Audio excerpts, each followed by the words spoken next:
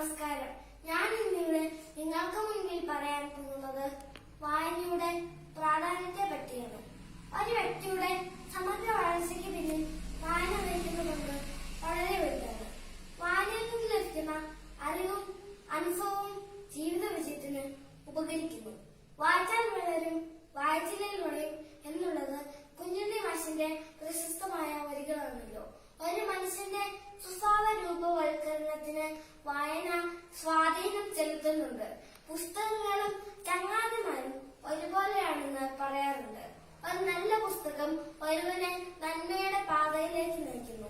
തെളിഞ്ഞ വായന മനുഷ്യന്റെ മഹത്വം വിളിച്ചു പറയും. തെളിഞ്ഞ വായന മനുഷ്യന്റെ മഹത്വം വിളിച്ചു പറയും.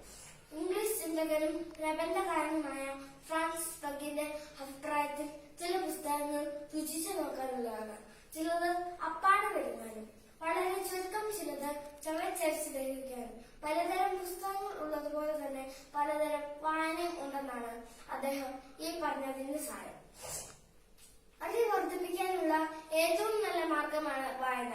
വായന വളരണമെങ്കിൽ പുസ്തകങ്ങളുമായുള്ള ചങ്ങാത്തം അനിവാര്യമാണ്. എന്നാൽ ഇന്ന് ലോകത്തിന്റെ വെളിച്ചമാണ് പുസ്തകങ്ങൾ. വെളിച്ചം കണ്ടു വേണം കുട്ടികൾ വളരാൻ. എന്നാൽ ഇന്ന് വായനശീലം പൊതുവെ കുറഞ്ഞു വരികയാണ്. ഇതിന് കാരണം ദൃശ്യമാധ്യമങ്ങളുടെ സ്വാധീനമാണ്. എത്ര പുസ്തകങ്ങൾ വായിച്ചു എന്നതിലല്ല, വായിച്ച പുസ്തകത്തിൽ നിന്നും നാം എന്ത് നേടുന്നതിലാണ് നാം മൂല്യം കണ്ടെത്തേണ്ടത്. ഇപ്പോൾ തുടങ്ങാം നുറുങ്ങു കവിതകളിലൂടെ, ചെറിയ ചെറിയ കഥകളിലൂടെ. നിറയട്ടെ വായനയുടെ വസന്തം, നന്മയുടെ ദിനങ്ങൾ. വായന നമുക്കൊരു ശീലമാക്കാം.